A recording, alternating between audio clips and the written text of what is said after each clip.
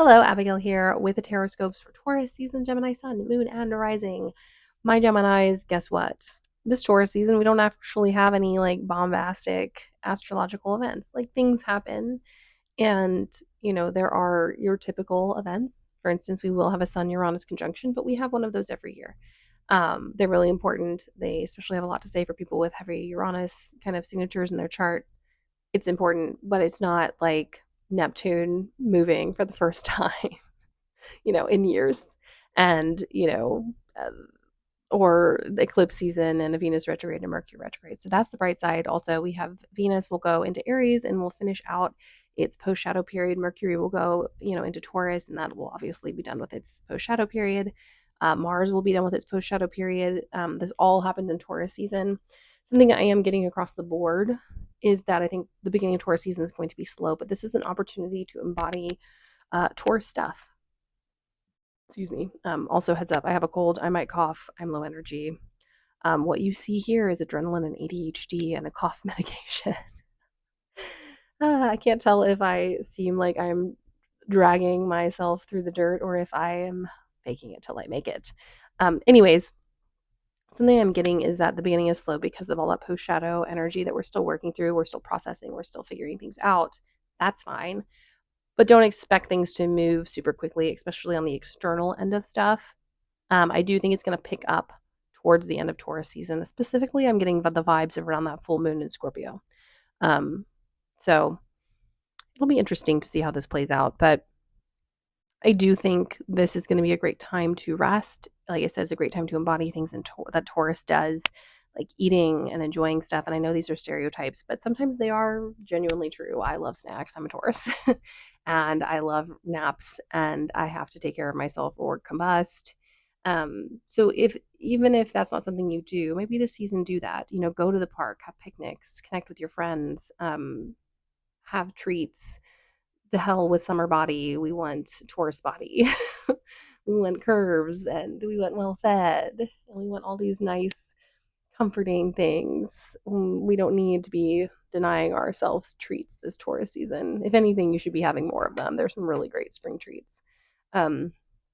Your words, language just left my mind. Oracle card is the Celestial Queen. The stars will guide your way. I do love this because you'll know why in a minute with the cards that I pulled, but it does feel as though, especially with the retrograde vibe at the beginning, we're in the post shadow. Nothing's retrograde, but we are definitely kind of slowly moving through things still. Excuse me. Gosh. I do think a lot of stuff is still really internal, especially for you, my Geminis, especially as a lot of stuff is happening on the underside of things, especially everything that's happening in Pisces. I do feel like it's all kind of the undercurrent for you, this internal journey, this celestial queen, if you will, this internal guide. It's really time to kind of get in touch with your intuition. If you don't have like a practice that kind of builds intuition, I would do that. Tarot is a great one. Just doing a little manifestation each day. It doesn't work this way for everyone. It doesn't work this way for me, actually. But I do know some people who can like manifest small things and go outside and see them. So you can play with that. I played with it. It didn't really happen all the time consistently. So I manifest in different ways now. I manifest with feelings. But to like go out into the world and to trust your instinct. And something I did, and I was like, wow, this doesn't work. But I think it did actually, is I would feel the impulse to just go somewhere, and I would go somewhere. And I was disappointed at first because nothing big would happen. I would just go to the place, sit, have a snack. It'd be fun. I'd leave and I'd go, wow, not great. But I do think that practice of just trusting the instinct later led me to things and led me into trust. So you can do that. Just don't expect it to be one to one, depending on how manifestation works for you. A lot of my clients don't really, once in a blue moon, I get a client who's like, I think of something and it happens. And I'm like, congrats. But a lot of my clients have to manifest through feelings, through actions, through other things. So, but find a way to incorporate trust. Maybe start an ancestral practice. Maybe start a plant practice. Spring is a great time to do a plant practice. But the reason I said this is very apropos is you have the High Priestess.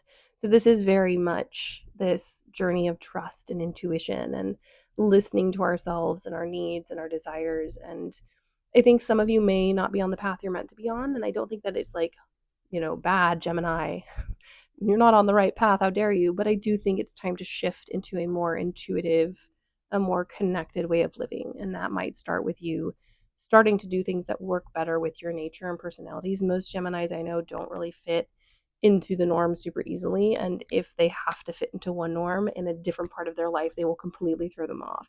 And if they don't maintain that kind of balance, it gets crazy. So, don't expect yourself as someone with heavy Gemini placements. I don't have a whole lot, but I've got midheaven, South Node, and it's definitely true for me. Don't conform.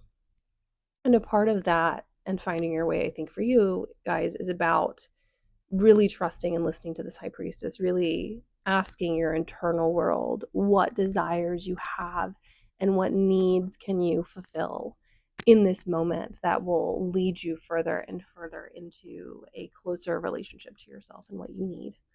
And this is partially why I keep saying I don't think things are going to move quickly in Taurus season, because we do have a hanged man or a hanged one, which is kind of my preferred one. But we have the hanged one, and this is the card of kind of like not really getting to do anything. Now I don't think it doesn't mean that you're not doing anything. I think this just means that like those big kind of like the big stuff you've really been looking on and hoping for, I don't think it's happening right away. I think it does feel stalled, but that doesn't mean you can't go do those intuitive things I talked about so that you can build and grow your ability to make decisions while you're not able to make decisions.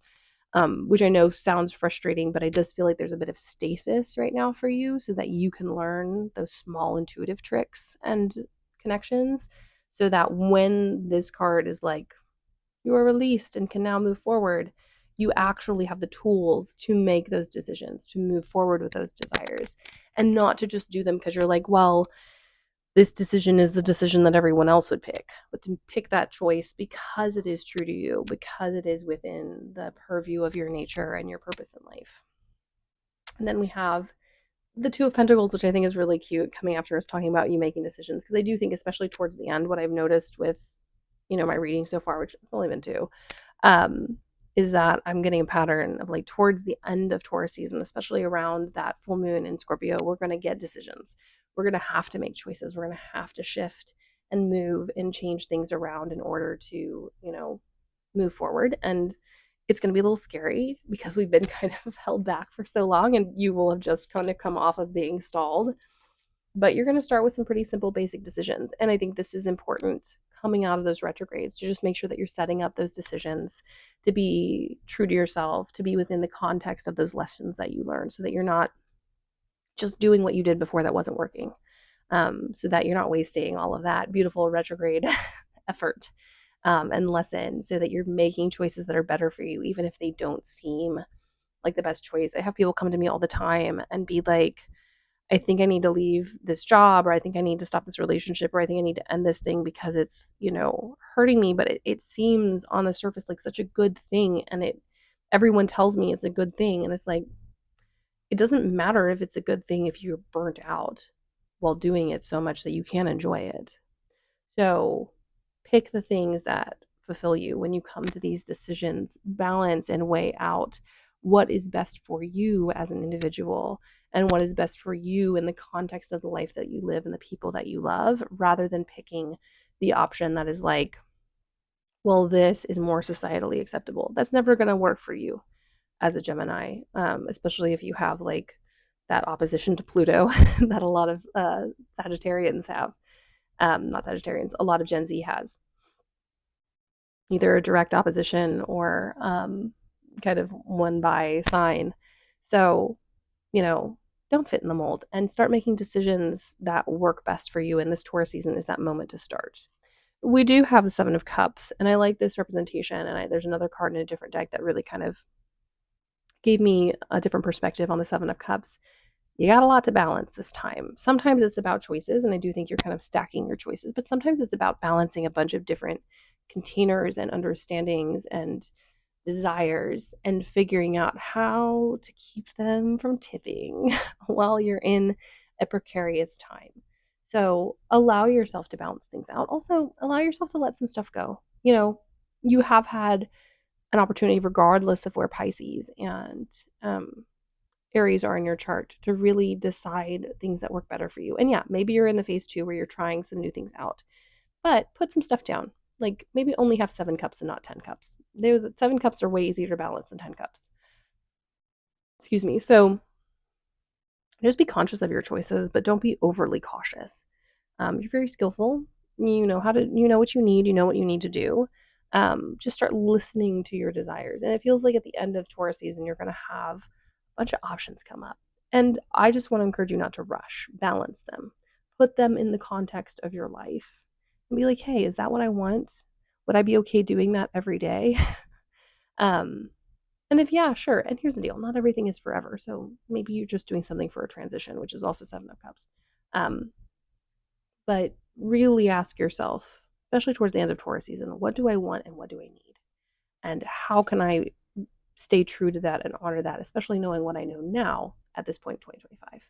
And last but not least, we have 3 of Cups. A lot of my Geminis are social creatures. If you're not, fine, hang out with the 1 or 2 friends that you have. But regardless, seek out people this Taurus season. Hang out, go to the park with them, go on a day trip, have fun.